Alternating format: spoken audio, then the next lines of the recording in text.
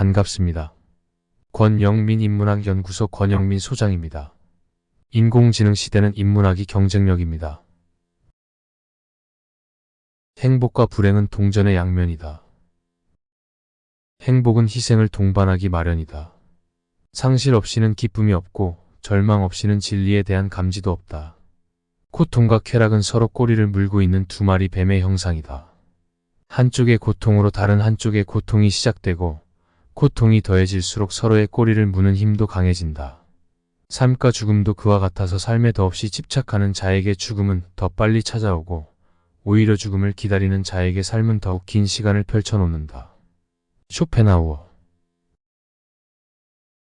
중년은 종종 역설의 연속이라고 느껴집니다. 한편으로는 삶의 경험이 풍부해지고 직업에서의 성취, 가족과 깊은 유대감 등으로 인해 안정감을 느낄 수 있지만 동시에 신체적 변화, 경력의 정체, 관계의 변화와 같은 도전에 직면하기도 합니다. 쇼펜하우어의 말처럼 행복과 불행은 서로 꼬리를 물고 돌아가는 두 마리 뱀과도 같습니다. 중년에 접어들며 많은 이들은 자신의 삶을 돌아보고 미래에 대한 계획을 세웁니다. 이 시기에 이르러서야 비로소 자신의 진정한 행복이 무엇인지 그리고 그것을 이루기 위해 어떤 희생이 필요한지를 깨닫게 됩니다. 희생 없이는 얻을 수 없는 가치가 있다는 것은 인생의 어느 순간에나 적용되는 진리입니다.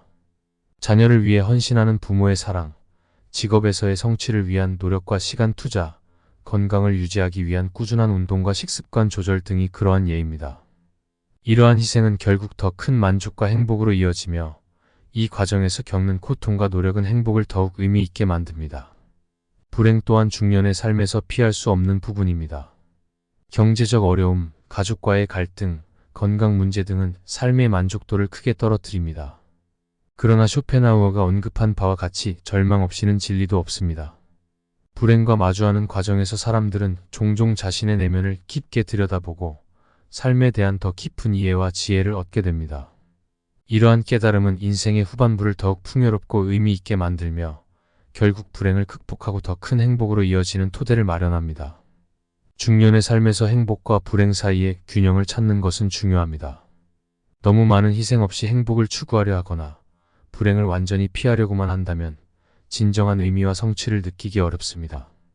반대로 불행에만 초점을 맞추어 삶의 어려움에 사로잡혀 있다면 행복을 느낄 기회를 스스로 박탈하는 것입니다. 중년의 삶에서는 희생과 행복, 불행과 깨달음 사이의 균형을 이루는 지혜가 필요합니다. 이 균형을 통해 우리는 삶의 진정한 가치와 행복을 발견할 수 있습니다. 중년은 삶의 여정에서 중요한 전환점입니다.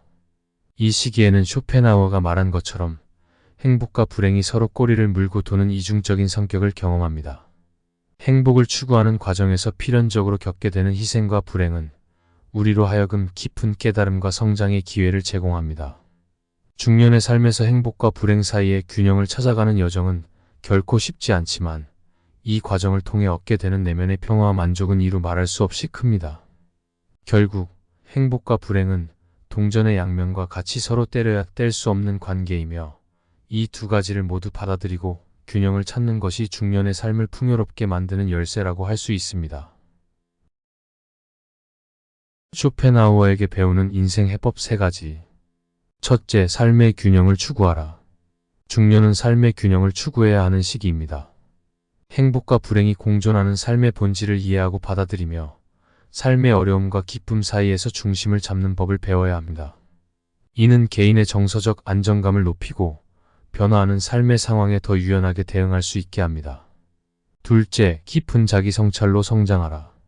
쇼펜하우어의 말처럼 상실과 절망은 종종 깊은 자기 성찰과 성장의 기회를 제공합니다. 중년기에는 이러한 순간들을 통해 자신에 대한 더 깊은 이해와 삶에 대한 더 넓은 시각을 개발해야 합니다. 이 과정에서 얻은 지혜와 깨달음은 인생의 후반부를 더욱 풍요롭고 의미 있게 만들 수 있습니다. 셋째, 삶의 순간들을 소중히 여겨라. 행복과 불행이 끊임없이 교차하는 삶 속에서 중년은 각 순간을 소중히 여기는 법을 배워야 합니다.